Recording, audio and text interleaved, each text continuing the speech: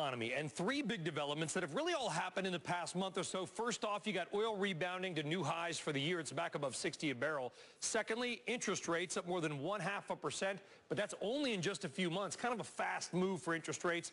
And with today's weaker than expected ADP number, some new concerns out there potentially over a slowing job market. Let us all tie this together. Bring in Joe Livornia, Chief U.S. Economist at Deutsche Bank and a CNBC contributor, and Steve Ricciuto, Chief U.S. Economist with Mizuho Securities. Steve, first to you. I hear the points that we're trying to make here. We sort of editorially debated this a bit today. I'm maybe on the other camp. Oil's up, rates are up, but they are still doggone low. Are you worried about the economy right now? You should be worried about the economy in general, not just because of what's moved in oil or what's moved in interest rates. We have an economy that hasn't been able to get out of its own way.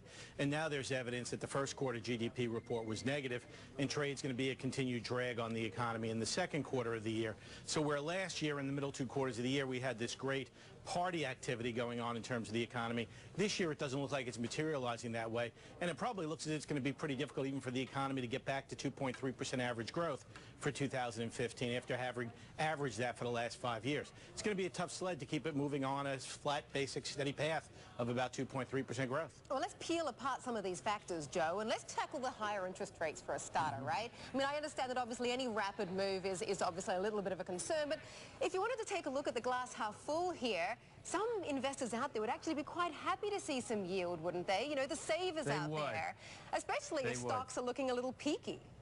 I don't think stocks are peaky. I mean, stocks typically peak right before the onset of the next downturn. The backup in rates we've had has been very tiny. I mean, yields really have to get up near 3.5%, 4%, I think, at that point for us to be really worried about the growth outlook. But I think the economy actually is okay. I don't think it's as bad as Steve described. We've got a very low unemployment rate.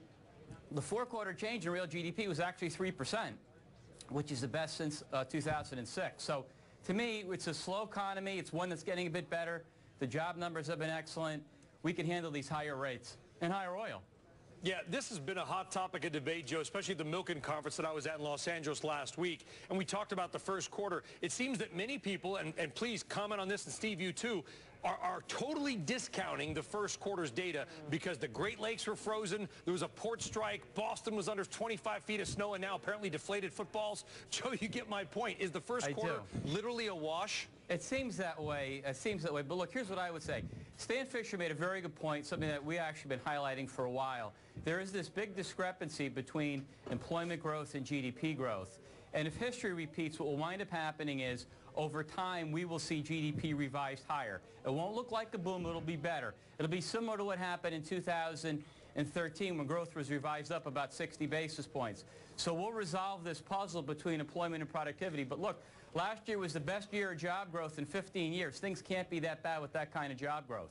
Steve, our oil prices I can't disagree more. Oh, sorry, go ahead. Can I just interject? I can't disagree more with that commentary. Basically, the economy is running at around 2.3% on average. You can go whatever quarter you want and find whatever growth numbers you want. On average for the year, it's running 2.3%, has been for 5 years in a row. That's right. In addition, last year we did have nice pickup in employment growth, but we've also had a big reduction in productivity. But you didn't have the second and third quarter rebound in GDP either, Steve. Let me finish instead of talking over me continuously. Something like that. Joe, hold on for a second. Steve, finish your point. Why bother? That's a good point. I agree with you, basically. Hold on, guys. Everybody settle down. It's all right. I've been told my listening skills aren't so good, but I am here now for you, It's not even worth bothering at this point. Thank you. No, please, Steve. What you have to say. Hold on, guys. The reality of the situation is productivity is getting clobbered. All four of us are talking at the same time. Productivity is getting clobbered. Look, productivity is getting clobbered. Okay, we see it in the earnings numbers. The earnings numbers haven't been particularly robust. We've seen in the multiple the way it's jumped up. We've seen the decline in earnings. You had employment gains pick up. You had suffer on the backdrop of it. It tells you going forward, Joe, that this economy is not going to be robust. Let's be fair. Steve has been short the equity market the last 400 points. Productivity is a residual. It'll get revised higher. That's been the pattern. It'll happen again. Joe, are you my financial advisor? Because I haven't been short the equity market for 400 points. If I was, so I would quit my job. That's a little ridiculous comment to begin with. Okay, Joe. That's a little ridiculous comment to begin with. Productivity does get revised higher. You see it in the data. You see it through all these different cycles. This cycle should be no different. You also see employment growth get revised lower. You see GDP numbers get revised lower. Employment growth get revised higher. Calling revisions now, Joe, is just pushing things beyond where it should be. I'm giving you both a timeout. I'm going to act as the mother in this conversation and put you on different sides of the room. Joe and Steve, it was a great conversation. We'll get you back on again. Thank you. Thank you. Soon.